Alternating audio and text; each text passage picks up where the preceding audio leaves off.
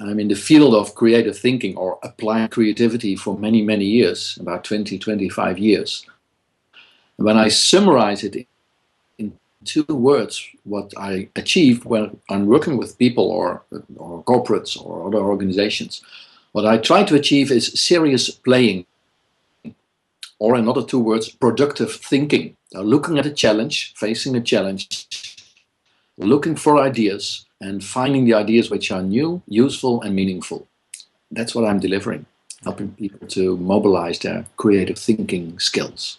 My approach is based on the science behind creativity, which is founded in Buffalo State, New York, in the US, where they have done lots of studies in creative problem solving. I graduated there in Master of Science a few years ago. And based on that model, creative problem solving, we can mobilize the right skills, the right attitudes, the right stages or steps, if you like, to look at that in a creative way, helping people to postpone their judgment, to look for alternative ideas, and finding the originality which always can be there, instead of thinking too much in a serious way. So again, serious playing, the balance between these two. Looking in another way to difficult challenges sometimes, or breakthrough thinking, or the next big thing. These are quite tough problems sometimes. And also nice challenges or opportunities in the market you want to connect with and to come up with the applications. Let's jump in and find out a little bit more about the kind of the processes and tools you use. Do you tend to use just one of these with a group, or do you use a combination of them? What's your kind of overall technique with this suite? Mm-hmm. To give you an idea on the way we are presenting tools to people to make a creativity more applicable, I sent you a collection of about 10. Yeah. And these are not presented in a raw. When I was preparing our call, I made a kind of a sequence of the tools to explain them. Okay. Because it's not starting with the number scamper and finally going to PPCO, but there is a kind of structure. The science behind creativity is also there. Yeah, okay. For example, a few of them are used to explore ideas, and a few others are used to formulate selections or formulate conclusions. Yeah. So the classical division between divergent thinking and convergent thinking, there are both of those you can find in the tools. And within those tools, for example, for divergent thinking, mostly we use them also in a raw. We start with just shedding the known ideas, like an ABC avalanche. You can compare it to a post-it note generating of ideas. And then we move into a technique that helps to break a little bit the patterns which are around us. And when we have found a few more ideas and we still like to have some more, we use techniques that can be helpful to think a little bit more outside the box. Yeah, okay. Okay. And when we have that, then you are selecting your ideas which are most powerful and you work them a little bit further into solutions. Okay. Great. That's more or less the sequence. Okay. And the binding some techniques together. Okay. Okay. Well, let's go through them in order then. If they're in a sequence, that makes even more sense. So, ABC avalanche. Yeah, that's okay, Nick. When a question is clear or a challenge is clear for a group of people, the ideas will come up automatically. For example, think about a present you want to give to your son when he has his birthday party, and come up with some ideas. When the challenge is clear, you have to shed your ideas that are coming spontaneously. Such an ABC avalanche, a very basic technique, but in that way very powerful, asks people to generate at least 26 ideas for that single challenge. And all the ideas that come spontaneously to the mind of the people, we are writing them down at the letter the idea is beginning with. Yeah. So we have, as a present, we have a watch we give a watch. At the W, we write down the watch or a sport watch. Or when we think about a skiing experience, we write it down at the ski, at the S of ski. And in this way, it sounds perhaps a bit silly, but it works very productive. In about 10 or 15 minutes, people are able to generate 26 ideas or a little bit more, even with the Q and the other difficult ones. Yeah. The effect is that people are postponing their judgment because they think they have to generate 26 ideas in those 10, 15 minutes. And they are generating a quantity of ideas. And these two attitudes are basic, the heartbeat of creative problem solving. Postponing your judgment, generating alternatives, and going beyond the few first ideas. Yeah, okay. And in this ABC avalanche, you are generating an amount of possible ideas. Okay. Facing the challenge. So people focus on the challenge of creating ideas starting with a specific letter rather than focusing on coming up with the killer idea, because everyone's looking to get that killer idea, aren't they? And people like to find a killer idea, but to find a killer idea, it's not the first idea that comes to your mind. No. You have to go a bit further. And with the ABC, people are playing with the amount of ideas, and spontaneously they come much farther, much further.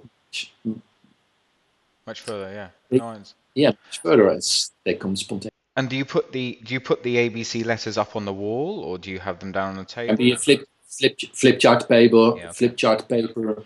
Mostly, I prefer to work on a table because that creates a much more relaxed atmosphere, less business but still serious. Yeah. So a little bit serious playing, and depending on the amount of people who are focusing on the challenge. Sometimes we split into subgroups or 3 subgroups, and we build in a bit of competition between the groups. Yeah, okay. But these are all kind of varieties you can build in. But basically, the mechanism of creative thinking in this early stage is postponing your judgment or deferring judgment, and to generate much more ideas as compared to the very first few. Okay. Makes sense. That's the ABC. Like yeah? What's next? What would you like to do next? The next on this list could be breaking assumptions. Yeah. That's one of the very classical thinking techniques, because creativity is all about breaking patterns or breaking assumptions. To explaining is easy, but experiencing is much more interesting, of course. But in this walk along the techniques, I will explain a little bit. When you are looking at all those ABC ideas you just have generated, you are taking a little bit distance with the participants, and you are wondering what kind of patterns are built within those ideas, or which kind of patterns are built in our challenge. For example, one of the patterns could be regarding that present for your son, would be that a present has to be of value. And becoming aware that until now the presents had to be of any value, I can break this pattern and I can look for ideas that have less value or no value. And suddenly new ideas come to my mind. I can give my son, if it was my son, a kind of a voucher that he can give to another friend or girlfriend he liked to give a present. So it's not of value for him directly, but it is in another way has a kind of value. Or another pattern could be that, regarding this case about a present, that it was me who had to give a present. And being aware of the fact that all my ideas were about me and the present, I can now open up a new field of ideas, like who else can give a present to my son in name of myself? And being aware of a pattern or an assumption, you can break this assumption and you will find a new amount of ideas, which were not on your list yet when it was built on the ABC. Yeah, I get that. So this is a kind of a second stage. Yeah. Nice. Yeah, I like does it. it make sense? Yeah, it does make Yeah. sense. Absolutely. So, yeah, it does. I mean, yeah, I like the I will give take you it. another example. Wait, Okay. wait. I will give you another example, and it's a beautiful one, just improvised. Yeah. My glasses, Yeah. before I had these glasses, Uh-huh. and this brand, Theo, suddenly the designers of Theo, they realized that always glasses were left and right symmetrical. And being aware of that, they said to each other, why? Why don't we make left a little bit different from the right side? And then this collection was the result, where, for example, left Oh and yeah. right and left and right are different, and left and right are different, and left and right. So being aware of an assumption can be helpful to jump into a completely new field of ideas. Yeah. And that's interesting. That's That's fascinating. breaking patterns. Yeah, that's fascinating. Yeah, Perfect. Okay, next up. What do we have? it is. Sorry? Yeah. Okay. Which one? In my list, number 3, Yeah. what could be a second stage technique as well, is the association flower. Yeah. Um, in this video, I can make a little drawing, which I will present in the camera. Can you see a kind of Michelin or Yeah. flower-like thing? In the middle, I put one word. For example, the present. And I'm wondering myself what kind of things are related to present. As the challenge would be present. That could be pleasure, could be value, could be party, and could be friends. Mm-hmm. So the result until now is present in the middle and a few associations connected to that. Mm-hmm. From when we have done that, we make change of associations. For example, I'll give you one example. When I think about pleasure, what's the next that comes to your mind? That's a question to you, Nick. When you think about pleasure, what's the next that comes to your mind? In the context of a birthday or in Yeah, or in general, pleasure. The thought of pleasure brings you to laughing. laughing. When we go from laughing, what's the next that comes to your mind? Um, La- activities, fun activities. let's try to make it a little bit feasible or visible. Okay. Could be a boxing fight. Okay. And from boxing fight, we go to an arena. And from the last word arena, the last chain of associations, arena brings me to Spain, to the Plaza de Toros. Yeah. Okay. Just that. Yeah. What we see now is a kind of chain of associations, starting with laughing and ending up with Plaza de Toros. Yeah. I can do that several times. And then all these words can be helpful to think in a new way about my present I want to give to my son. For example, the boxing fight. When I think about boxing fight, I could give my son as a present a workout at the sports center where he can do can have some boxing experience with some friends. Mm-hmm. It was not on my list yet, Mm. but the simple word boxing, becoming out of laughing, out of pleasure, out of present, helps me to jump into a new field. Mm. Boxing could also be giving my son 2 entrance cards for an interesting match. Mm. That can be a boxing match, but also a football match or another sporting activity. Mm. And by boxing could also be putting things in a box. Yeah. I'm jumping now from one idea to another. Okay. Okay. And boxing could be wrapping up things, could be a nice wrapped present, Yeah. So etc., etc., etc. so it's a way of getting a lot of associated things, emotions, activities or whatever it is onto a piece of paper so you can kind of step back and go, okay, now. Basically, when I go to the science behind creativity, what I'm delivering in this way, we call it access points. An access point for our brain to jump into a new field of ideas. And by working with the flower association, step by step, my brain is taken away from the problem and brings me back some access points which can be helpful to generate ideas. Yeah. And that was the objective. That makes sense. That makes sense. Yeah. Great. That's great. Next up, what have you got? Next, visual connections. Yeah.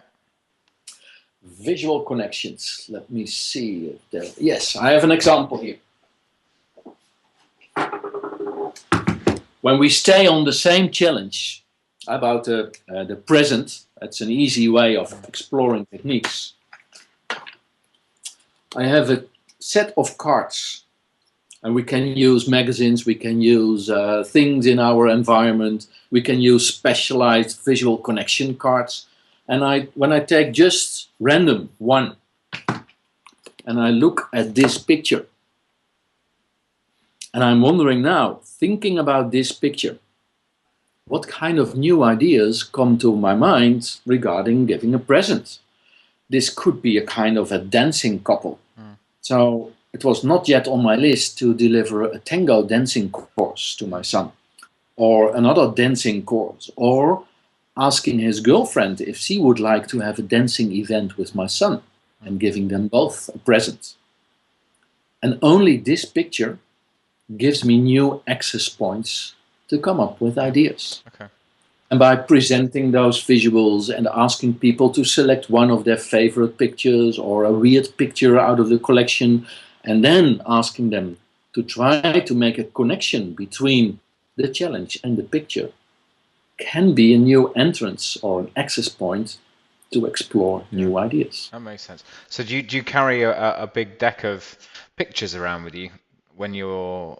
I mean, you must have to bring a pile of pictures to make that trick work. A trick activity. Yeah.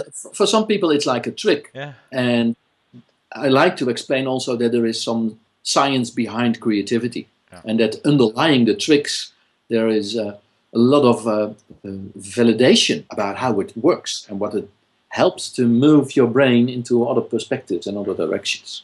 Yeah. And yes, indeed, I have several card desks, little ones, big ones, very big ones. I have lots of magazines which I can take with me, or I'm asking people to bring with them their magazines. That's a good idea. Especially when I'm a light traveling professional, when I have to go abroad and I don't want to take all the luggage with me, then I ask people to bring their stuff with them. And that's great, isn't it? Because that gets them even more involved in the. And it's not just that they're creating the solution, but they're also creating the process, or they're part of the process that gets to the solution. I like it. Yeah. Great. That makes it much more as a cognitive exercise. Exactly. Yeah. Really involved. Okay. Next up, Scamper. I think. Yeah, exactly. That's the next one. That's the next on the list. Scamper is a very classical one. It's an acronym of 7 words, starting with the S, the C, the A, M, P, E, R. And for example, the E of eliminate helps to look in another way. All of those words help to look in another way to the present.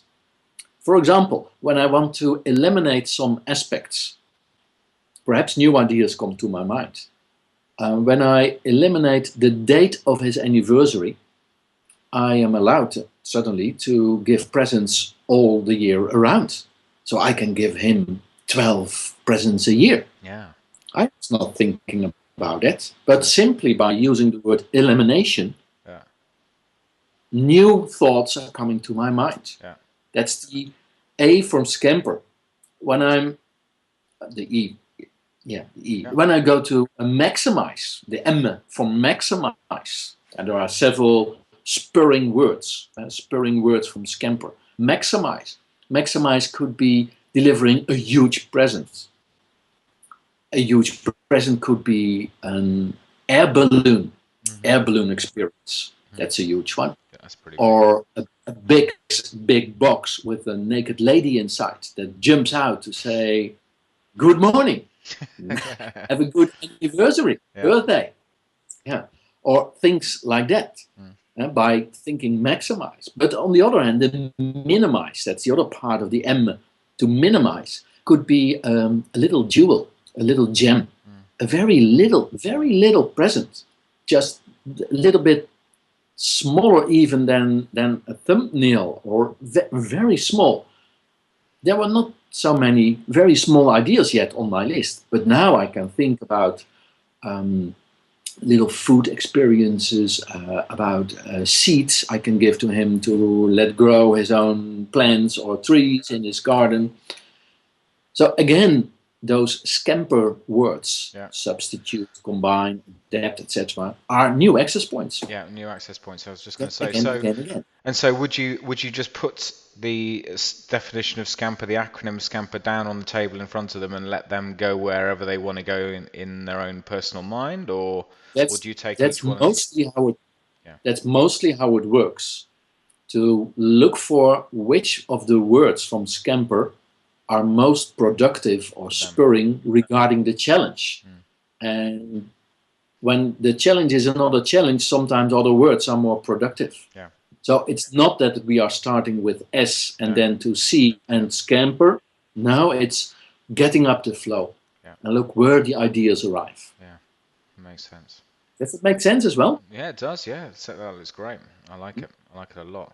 And Especially. what's nice about Scamper, and I'm also looking at the time, which is going quickly, of course, but it's all number 5 on our list. Yeah. Scamper is the summary of 72 questions, which were used by Alex Osborne, the famous guy who discovered brainstorming in the early 40s and 50s. And he was famous because of the questions he was asking to his employees to spur their imagination. Mm. And it was Eberle who brought those 72 questions together into a few categories. And those categories are the scamper questions, Yeah, okay. finally. Okay. So that's a little bit a story behind it. It's not just a few words. No. It's a very They're well thought through. evidence-based. Yeah, they're well thought through words. Absolutely. Yeah. Okay, great. What's next?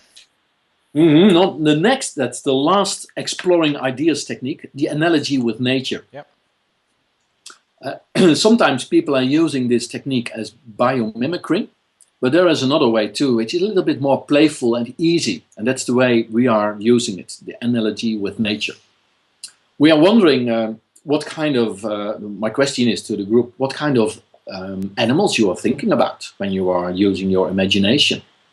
And it can be an elephant, it can be a giraffe or a monkey or kind of a parrot. And we are listing a few, about 10. And then we are selecting one, for example, parrot. And we are wondering what makes a parrot that brilliant. Because nature has done lots of effort to make a parrot a very extraordinary animal. So, for example, the beak of the parrot is very special. Colors. And being and being aware of that, what kind of new ideas come to my mind regarding the challenge, the present? Can be a voice training, can be an elevator pitch, which I can offer to my son to present himself when he has some speed date moments. That's all coming out of the beak. So new ideas, analogy with nature, by imagining the beauty of nature and bringing that connection back to the challenge can be as well a way of delivering access points. Access points. Excellent. Is the big. And mostly we are not using all of them in the same session. No, I'm sure. First one to start with, like an ABC, avalanche, or a post-it note, or a brain writing. And then we are adding 1 or 2 techniques to expand a little bit our thinking. And then it's time to focus on how powerful some ideas can be when they are selected as meaningful. Okay, let's jump into it. So is the next one selecting ideas? Yeah, that's a good one. Yes, named selecting ideas. And that's a stepping point to number 8 and 9, which are the same. But selecting ideas means that If we have generated or explored a few ideas, and that can be about 15 or about 40 or about 100, depending on the amount of time and the amount of people who are working on it, we tend to select the killer idea, because until now we have postponed our judgment, and our judgment is waiting to select the one and only. And mostly when we look for that, we are choosing only quick win ideas, which are not killer ideas, but they are killing our creativity. So we were looking in our profession for ways that could nurture the originality of the ideas, which were the objective of the search for ideas.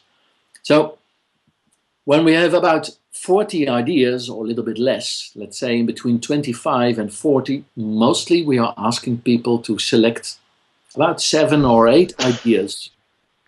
Santé. Thank you. About 7 or 8 ideas which are jumping out a little bit above the other ones, individually. So every participant is asked to make clear what are their preferences. Preferences as kind of sparkling ideas. And when we have done that, and we are using mostly dots for that, and we are facing how the participants are having different views on powerful ideas or the potential of the ideas, then it's easy to come up with about a top 5. A top 5 of interesting points of view, work to work a little bit further on, and that's the next stages. That's one of the ways of we are selecting ideas, and the technique is called hits, using hits. A more profound one, which we're using when we are facing in between 50 or 100 ideas, is a little bit more delicate and also asks people to be much more precise in their preferences. And then I'm jumping now to number 8, 9, what we call the COCD box. Yep. And interesting about that point is that we are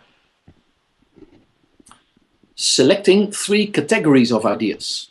Of course, we have our quick win ideas. We gave them the color code blue. And the blue ideas are easy, are feasible. We have done things like that before.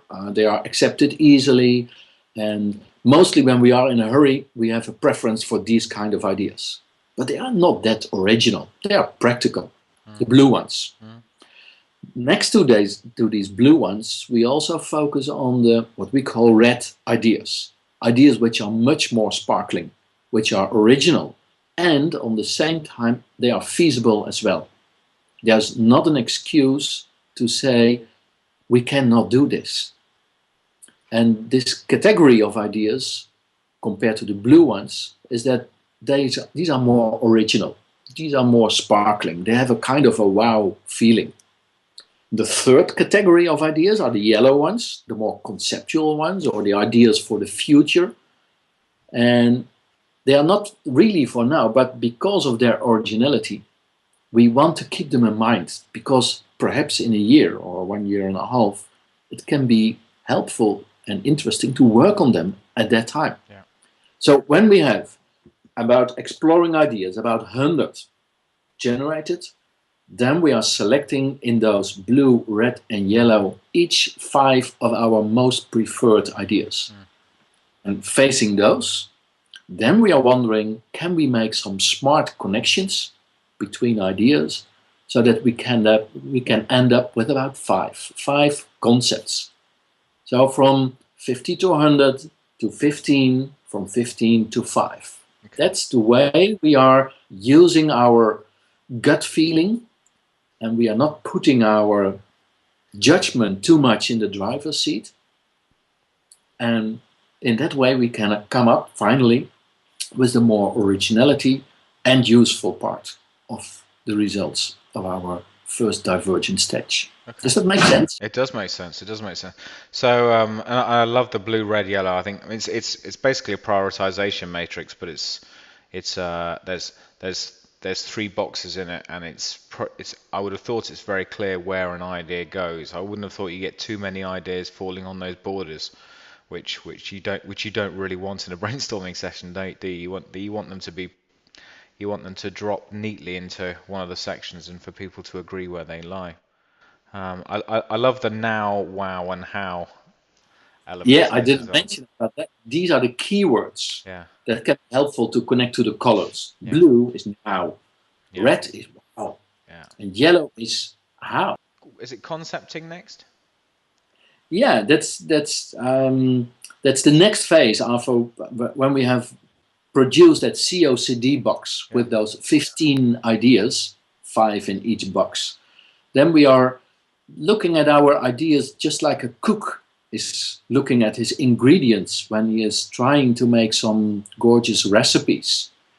What a cook is doing, he brings some of the ingredients together as a kind of a recipe that is very tasteful, much more tasteful compared to the single ingredients. mm, So when we are looking at our 15 ideas in the COCD box and we are having the attitude of a cook, then we can make those smart combinations because a wow red idea combined with a blue one makes the connection much more easy to implement okay. because blue helps to bring things into movement. Yeah, When we combine a red wow idea with a yellow one, which is more for the future, then we are not only thinking in short terms, yeah. We'll do but it we are long term as also well. having an eye on the longer term. Yeah, And at the same time, we don't have an excuse anymore to put those ideas in the future, yeah. but we are still giving a bit of attention to it. Mm, So those concepts, and this is perhaps the most magical moment in the whole brainstorm session from challenge to solution or to action. This moment of making those connections makes that the ideas are not longer single words just spread out by people, but they are in a smart way combined together to a concept which can be of very high value and potential. mm. And that's the way of concepting we are using. Okay, Combining ideas, single ideas together, okay. making them much more powerful. And are you specifically looking for links between ideas between red and blue and yellow and red, or do they just happen to fall out? We have a preference for the wow ideas in red Yeah, because these are as well original as well as feasible. yeah, And that's in the line of science behind creativity. It's the search for ideas that are new and useful. yeah. So originality and feasibility are the key principles of a powerful idea. And that's the red quadrant. Okay. So starting for red, then we are wondering if we can make smart combinations to blue or and to yellow. Yeah, okay. But combinations between yellow and blue, less. Can be, can be. They It can do. depends on, Okay. that's always with an idea. Generating ideas is lovely, but making the connection between an idea and the realization afterwards, that's a single Yeah. um, yeah, that's the trick. Yeah. Between just an idea is not more than one idea, No. but seeing how and feeling how it can be connected to reality, Yeah. that's the effort you have to Yeah. make. And if it starts in blue or yellow or red, Yeah. that's less relevant. Yeah. Okay. I love it. And we got That's one last one here, PPCO. yeah. That's one of my little pearls or gems I got out of my Master of Science in Buffalo, in the US. And it's one of my pearls because it's not only related to a brainstorm environment, but it's a perfect meeting tool when a group of people are having their regular week or monthly meeting and they have to discuss a topic and they are wondering, what do we have to do with this topic? Do we have to put action to it? Is it interesting or can we neglect it?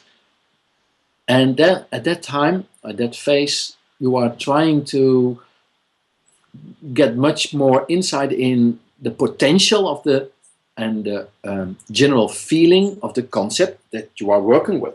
So, for example, let's think about the present of my son again. And I am thinking about the balloon, the air balloon, and having an air balloon flight. And I'm wondering what is the added value of this concept, an air balloon flight. And then I'm using the PPCO, and these are 4 questions. The first one is, what are the pluses of this flight? It could be that although it's a bit expensive, it could be still affordable for his 18th birthday. Yeah. So what I'm doing is focusing on the plus. Yeah. And because that's interesting. Lots of times we are focusing on plus points. Yeah. Then the second one, and that's an interesting one, that's the P of potentials. What are the extra potentials that would the balloon flight give to me or my son, which I was not that much aware of before. So, for example, I can ask some other people to go with me, which will remember this flight as well as a very remarkable moment. That's a potential I was not aware of.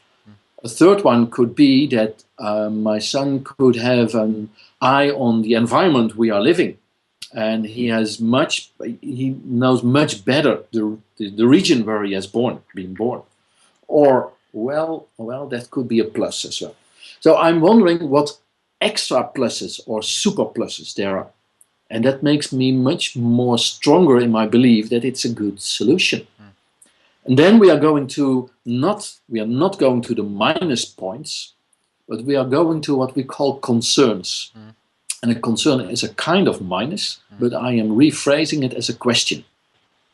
So one of the minus could be, what could be one of the minus? Perhaps it's too expensive. Could be. And the concern rephrased as a question could be, how can I get this air balloon flight paid? Or how can I get a balloon flight for 20 euros instead of 2,000 euros? Or how can I, and by rephrasing a minus or a concern as a question, starting with a how can I, I'm coming into the mood of creative thinking. I have a new challenge. Which, and that's the O, the PPCO, the O of overcomes, which brings me to the overcomes, brings me to the answers how to face a minus point. So being aware of a plus, a potential super plus, a minus rephrased as a challenge, and being aware of the overcomes, it brings me in a kind of triple positive state with very realistic background. And that's the kind of creativity we need when we have a good idea and we want to move it further, but we are trying to taste a bit of the potential of it. I really like that, and it's also analyzing the idea much closer than you would think, than just leaning back going, that's a pretty good idea, I think we'll just go with that.